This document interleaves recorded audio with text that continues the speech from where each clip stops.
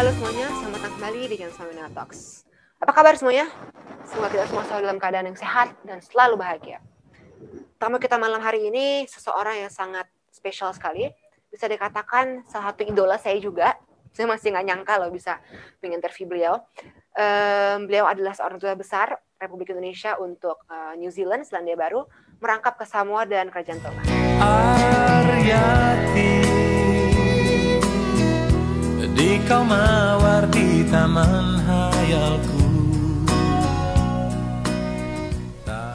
Tantowi Yahya, pria kelahiran Sumatera Selatan, 60 tahun silam ini terlahir dari keluarga yang pas-pasan.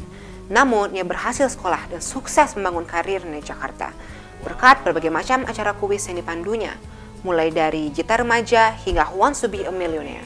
Selain itu, Tantowi juga gemar bernyanyi lagu country seperti Pulang Jo, Arianti, bahkan lagu berbahasa Inggris seperti Old Country Breeze. Di tahun 2009, ia memutuskan untuk masuk ke dunia politik dengan bergabung dengan Partai Golkar dan maju di pilihan legislatif. Di tahun 2017, Tantowi diangkat menjadi duta besar berkuasa penuh untuk Selandia Baru, Samoa, dan Kerajaan Tonga. Apa yang sebenarnya menjadi tugas dari seorang duta besar, dan bagaimana dipilihnya seorang duta besar? Mari kita sambut His Excellency Bapak Tantowi Yahya. Selamat malam Pak Dubes, terima kasih sudah mau hadir di Samina Talks malam hari ini. Sekarang jam berapa nih di sana? Sekarang jam 8:11, beda 6 jam. Kita lebih cepat 6 jam. Oh ya, cukup ini ya, jauh ya. Sekarang kan juga lagi Valentine's Day ya. Saya nggak tahu kalau Pak Dubes ngerayain atau enggak, tapi semoga saya nggak merusak kalau misalkan ada rencana bersama istri ya. Maaf ya kalau misalkan ada mestinya janji makan atau apa. Nggak ada. Tadi udah ngucapin selamat aja dan nggak ada acara apa-apa. Gimana? Kamu gimana kabarnya, Keanu? Baik. Alhamdulillah baik juga. Di Wellington udah mulai baik ya katanya ya, coronanya yang sudah hampir seperti normal ya katanya ya. Betul itu? Kita sudah lama normal. Jadi ada beberapa, kalaupun ada kasus itu adanya di tempat karantina yang dibawa oleh penumpang yang baru tiba dari luar negeri. Penumpang itu siapa? Penumpang itu adalah returning New Zealanders, jadi orang-orang Selandia Baru yang pulang kampung, diplomat dan pekerja dengan kemampuan khusus. Di luar itu belum ada yang boleh masuk ke Selandia Baru, hanya orang-orang itu yang boleh masuk. Kasus di publik atau di komunitas itu bisa disebut tidak ada. Baru hari ini ditemukan ada 3 kasus. Jadi 3 kasus yang ada di komunitas. Jadi seorang bapak, ibu, dan seorang anak perempuannya. Langsung hari ini Auckland dinaikkan statusnya ke level 3. Jadi level 3 itu satu level lagi menuju lockdown. Tapi hanya buat 3 hari. Di kota-kota lainnya termasuk di Wellington statusnya naik sekarang per hari ini dari level 1 ke level 2. Level 2 artinya orang dianjurkan untuk menjaga jarak, dianjurkan untuk pakai masker walaupun tidak harus. Kemudian sekolah, kantor masih tetap seperti biasa. Begitu. Bapak sehat-sehat aja kan ya bersama keluarga di Wellington ya? Alhamdulillah, Ken. Lihat aja nih sehat, segar tampangnya. Betul nggak? Iya, biarpun udah malam tapi masih tetap semangat ya Pak ya. Memang kalau saya lihat ya, saya kan ngikutin banget ya Instagram. Ya, karena summer di sini.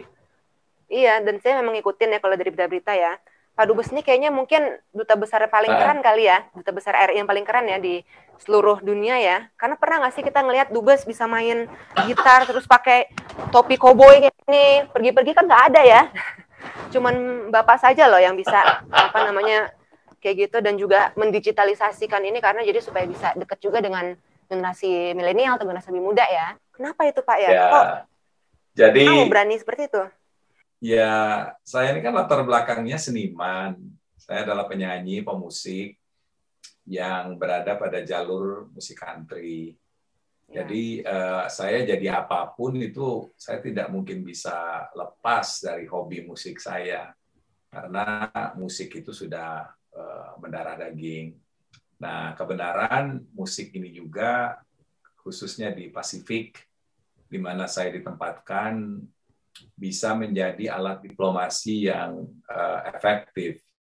Karena orang-orang di Pasifik ini ya, orang-orang Selandia Baru, khususnya penduduk aslinya Maori, dan orang-orang di negara kepulauan di Pasifik itu suka sekali dengan musik. Jadi berdiplomasi itu pada dasarnya kita mencari persamaan frekuensi. Dan ternyata frekuensi yang paling mudah disamakan itu adalah melalui musik.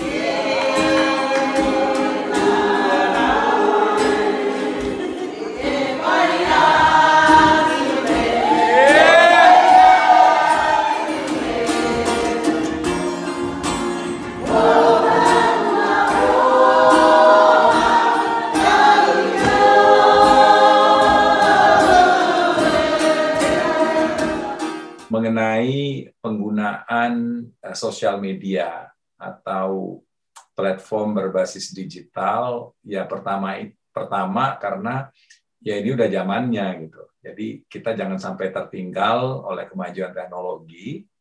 Kita harus ikut, kita harus ada atau menjadi bagian dari kemajuan teknologi tersebut. Nah, yang ketiga, thanks to digital media, dengan adanya sosmed ini kita bisa melaporkan kegiatan kita kepada masyarakat, khususnya masyarakat Indonesia. Duta besar itu apa sih sesungguhnya kerjaannya? Nah, mudah-mudahan menular gitu. Artinya bahwa banyak generasi milenial, generasi Keanu itu yang tertarik untuk menjadi diplomat. Ya, tapi kan Pak Dubes ini nggak selalu ya menjadi seseorang yang dihormati, seseorang yang sukses. Dulu kan Pak Dubes juga pernah mengalami kesulitan ya pas masa kecil ya. Seperti apa sih dulu kalau digambarkan masa kecil Pak Dubes nih? Katanya sampai hina. Saya penasaran nih. Oh, ya masa kecil saya jauh kalau dibanding Keanu sekarang gitu ya. Jadi Keanu harus bersyukur kepada Allah dilahirkan oleh orang tua yang dari sisi ekonomi berkecukupan, kemudian mensupport pendidikan. Ya, kalau saya kan harus melalui masa-masa di mana Indonesia itu sulit. Kemudian orang tua saya juga secara ekonomi tidak begitu kuat. Saya tidak mengatakan kami miskin, tapi hidup kami pas-pasan. Artinya jauh lah jika dibandingkan dengan anak-anak seusia saya yang berasal dari keluarga yang mapan secara ekonomi. Namun saya beruntung mempunyai orang tua yang di tengah himpitan ekonomi itu mempunyai cita-cita besar terhadap anak-anaknya. Nah, akhirnya saya dan adik saya, Helmi Yahya, alhamdulillah bisa maju, bisa mencapai pendidikan tinggi, kemudian berkarir, ya bahkan sukses dalam karir yang kami geluti. Jadi tekad kami waktu itu, Keanu, bahwa kami tidak boleh susah seperti orang tua kami.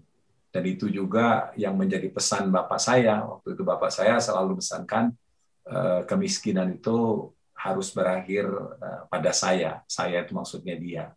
Kalian sudah tidak boleh lagi. Oleh karena itu, kalian harus maju pendidikannya, karena dengan pendidikanlah kalian itu bisa setara nantinya dengan orang-orang lain. Memang sungguh sedih sekali, dan ini kan adalah suatu cerita yang benar-benar zero to hero ya, from nobody menjadi seseorang yang dikenal, menjadi seseorang penting seperti sekarang. Dan sungguh-sungguh benar-benar ini Bapak Tontowi ini hitungannya seperti idola juga untuk saya ya, karena saya emang benar-benar ngikutin dari beberapa tahun terakhir ini pas jadi duta besar ya. Dan Bapak katanya aku tuh baru diperpanjang ya, mestinya sampai pertengahan 2020 ya jadi duta besarnya ya. Tapi sekarang diperbarui lagi ya. Ya, duta besar itu kan masa tugasnya rata-rata 3 tahun, tapi kemudian diperpanjang kurang lebih 1 tahun. Dan untuk kasus-kasus khusus ada juga beberapa duta besar yang mendapatkan perpanjangan lebih daripada itu. Jadi banyak pertimbangan dari Presiden dan Menteri Luar Negeri untuk menarik duta besar sesuai dengan jangka waktu tugasnya atau memperpanjang sesuai dengan kebutuhan. Nah, April tahun ini saya akan tepat berada di sini selama 4 tahun. Jadi alhamdulillah saya sudah mendapatkan bonus 1 tahun ya sampai dengan April ini. Kapan saya akan ditarik? Ya itu tergantung presiden. Apakah saya akan ditarik setelah 4 tahun, jadi somewhere between April to December, atau lebih lama daripada itu tergantung presiden dan tergantung Menteri Luar Negeri. Maunya sih lebih lama lagi gitu. Amin. Amin. Memang kalau misalkan emang duta besarnya kayak gini, pasti bangga lah orang-orang Indonesia semuanya kalau punya duta besar di Selandia Baru kayak gini. Waktu itu juga sempat ditawarin mau ditawarin buat nyalek, katanya nggak mau kan ya, lebih memilih untuk tetap menjadi duta besar loh ya. Iya, karena saya sudah 2 kali jadi dua kali jadi anggota DPR. Kemudian kalau saya nyalek lagi berarti kan saya harus mundur dari Dubes. Janganlah, ini kan amanat presiden. Presiden itu kan representasi dari rakyat. Jadi pilihan presiden itu sama juga dengan pilihan rakyat. Tidak mungkinlah saya hianati begitu. Jadi ketika saya sudah diberikan mandat untuk bertugas selama 3 tahun, jadi selama masa mandat tersebut, ya saya harus lakukan dengan sebaik-baiknya sampai dengan selesai. Iya. Ya, banyak juga kan orang yang banyak yang tahu ya ceritanya tadi Pak Tantowi ini dari awalnya tadi katanya mengalami masa kecil yang pas-pasan, lalu belajar hingga sekarang sudah besar, sebelumnya pernah menjadi anggota DPR, lalu juga pernah menjadi pembawa acara yang terkenal sekali ya. Ini bagaimana nih kok bisa ya orang Bapak Tantowi ini dari resepsionis hotel menjadi seorang duta besar? Apa tuh dulu langkah-langkahnya nih? Apa kesulitan yang Jadi apa keputusan yang tersulit yang Bapak ambil sehingga bisa mencapai jabatan sekarang ini? Jadi duta besar itu di era sekarang ini sudah tidak perlu lagi berlatar belakang diplomat gitu. Jadi duta besar itu ya suka-suka presiden lah gitu, karena presiden yang menunjuk melalui Menteri Luar Negeri. Nah, kalau dulu memang kebanyakan duta besar itu adalah diplomat karir. Artinya orang yang berkarir di Kementerian Luar Negeri melalui jenjang pendidikan dan pelatihan. Bagaimana cara untuk menjadi seorang duta besar? Ya, sederhana. Duta besar itu harus ditunjuk oleh presiden melalui Menteri Luar Negeri. Nah, dalam kaitan itu, Keanu lihat bahwa dubes kita sekarang ini macam-macam latar belakangnya. Ada dosen, ya, ada pakar hukum, ada pengacara, ada budayawan, ada politisi, dan ada juga seniman. Gitu. Nah, ini menunjukkan bahwa siapapun sekarang ini boleh mempunyai mimpi untuk menjadi seorang duta besar. Ya, jadi Keanu apabila tertarik untuk menjadi seorang diplomat atau menjadi seorang duta besar sekalian aja menjadi duta besar, itu boleh gitu. Jadi peliharalah mimpi itu dengan baik. Ya. Nah, kemudian setelah ditunjuk, maka yang bersangkutan itu akan diuji kelayakan lah, fit and proper test oleh Komisi 1 DPR RI. Nah, Komisi 1 DPR RI inilah atas nama rakyat akan memberikan pertimbangan calon yang diajukan oleh presiden tersebut layak atau tidak. Ketika yang bersangkutan dinyatakan layak oleh DPR atas nama rakyat, maka proses selanjutnya yang bersangkutan itu akan ditugaskan oleh presiden ke negara yang sudah ditetapkan. Nah, menurut undang-undang kita, seorang duta besar itu adalah representasi dari presiden itu sendiri, representasi rakyat, dan representasi negara. Nah, jadi dalam kapasitas ini, ya apa yang saya lakukan, apa yang saya ucapkan itu mewakili 3 entitas tersebut. Oleh karenanya seorang duta besar nggak boleh sembarangan ngomong, nggak boleh sembarangan berperilaku, karena itu akan selalu dilihat oleh rakyat negara penerima itu sebagai wakilnya presiden, wakilnya rakyat, dan wakilnya negara. Tapi tadi bagaimana tuh? Katanya kan akan ditunjuk oleh presiden. Itu berarti memang harus ada hubungan dengan presiden atau ada hubungan juga dengan Kemenlu atau memang harus ada punya prestasi tertentu? Gimana? Ya, wah bagus sekali. I like your question, bagus sekali pertanyaannya. Jadi ada 3 jalur untuk menjadi duta besar itu. Pertama adalah penunjukan langsung dari presiden. Jadi presiden itu pasti punya nama-nama yang dia amati, gitu ya.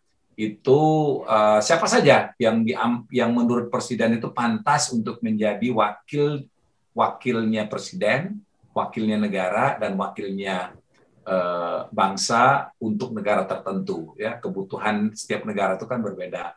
Nah, orang ini bisa langsung ditunjuk oleh presiden, ya. Nah, itu jadi datang dari meja presiden. Yang kedua itu adalah jalur melalui Kementerian Luar Negeri. Nah, Kementerian Luar Negeri itu kan sudah mempunyai daftar diplomat-diplomat yang dari sisi waktu, dari sisi pengalaman dan kemampuan sudah waktunya untuk menjadi seorang duta besar, ya. Itu jalur ini namanya jalur karir. Nah, yang ketiga itu adalah jalur dari partai politik pendukung pemerintah. Oke. Nah, ketua partai itu berhak untuk mengusulkan kader-kadernya untuk dipertimbangkan oleh presiden untuk menjadi duta besar. Nah, saya itu dari Partai Golkar, salah satu partai pendukung koalisi pemerintah. Jadi kalau misalkan dari presiden kalau misalkan dari presiden nggak kenal dengan presiden, pilihan keduanya adalah dari Kementerian Luar Negeri atau dari partai yang mendukung. Waktu itu saya juga sempat interview Bu Yanti Erlangga sih 2 bulan yang lalu mengenai Hari Ibu.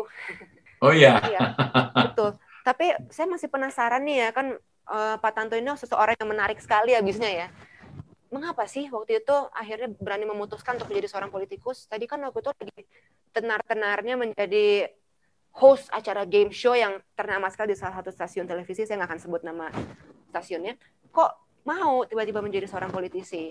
Apa memang ada perasaan atau memang sudah diminta atau dari mana tuh asal mulanya?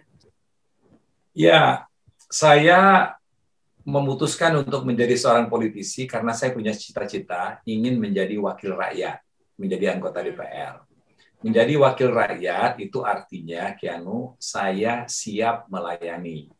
Mengapa saya mengambil keputusan itu? Karena saya merasa pada saat itu saya sudah berkecukupan.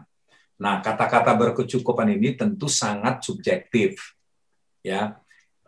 Kalau buat saya, apa yang saya miliki waktu itu, yaitu finansial maupun pengalaman dan ketenaran, itu sudah cukup bagi saya. Tapi mungkin buat orang lain ya belum seberapa begitu ya. Jadi kalau diukur dengan dia, mungkin saya masih jauh lah, kekayaan saya masih jauh, wawasan pengalaman saya masih jauh gitu ya. Jadi saya menyebut diri saya waktu itu cukup, itu sangat subjektif, ya. Nah, kemudian saya menjadi seorang politisi, ya, untuk kemudian menjadi anggota DPR, wakil rakyat kalau terpilih melalui mekanisme pemilu. Itu memang tidak hinggap di semua orang. Jadi panggilan itu merupakan panggilan hati. Ya, saya merasa bahwa saya sudah cukup. Tiba saatnya bagi saya untuk melayani rakyat dalam bentuk mendedikasikan waktu, tenaga, pikiran, dan kemampuan saya untuk mendengarkan dan memperjuangkan aspirasi rakyat melalui jalur partai politik. Lalu apa namanya pesan Bapak terhadap generasi sekarang ini, anak zaman sekarang kan sudah mulai tertarik ya, sudah mulai aktif di isu-isu sosial dan juga sudah berani untuk mengungkapkan pendapat. Namun masih ada yang suka agak malas atau kurang peduli dengan orang lain. Apa nih pesan Bapak terhadap anak-anak zaman sekarang untuk ke depan? Ya, masa depan sebuah bangsa itu terletak pada generasi mudanya. Ya, generasi muda itu termasuk di dalamnya bahkan menjadi bagian yang sangat penting itu adalah generasi milenial. Semakin maju generasi mudanya, semakin pintar generasi mudanya, ya, maka semakin terjamin masa depan dari negara tersebut. Nah, itu belum cukup, ya. Masih ada satu lagi kebutuhan yang harus dipenuhi oleh generasi muda. Apa itu? Kepedulian ya terhadap bangsa dan negaranya. Pintar saja, tapi kalau dia tidak peduli dengan bangsa dan negaranya, maka dia tidak akan memikirkan negaranya. Yang dia pentingkan itu adalah buat diri dia sendiri. Bahkan mungkin dengan kemampuannya itu dia pergi ke luar negeri, ya, kemudian hidup di sana, bahkan bila perlu begitu ada tawaran menjadi warga negara dari negara tersebut. Nah, ini yang begini berarti dia tidak ada tanggung jawabnya, tidak ada kepeduliannya terhadap bangsa dan negaranya.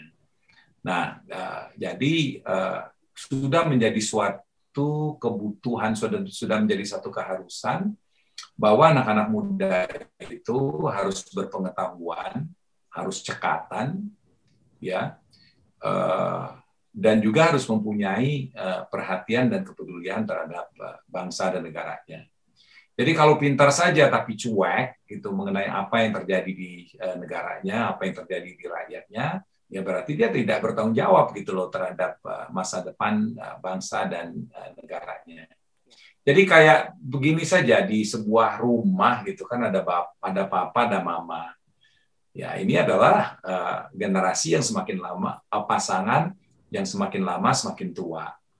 Nah, rumah yang sudah dibangun oleh papa dan mama itu rumah yang bagus, berkecukupan, dihormati oleh tetangga gitu. Tapi kan secara teori papa dan mama itu akan pulang duluan kan, karena umurnya kan.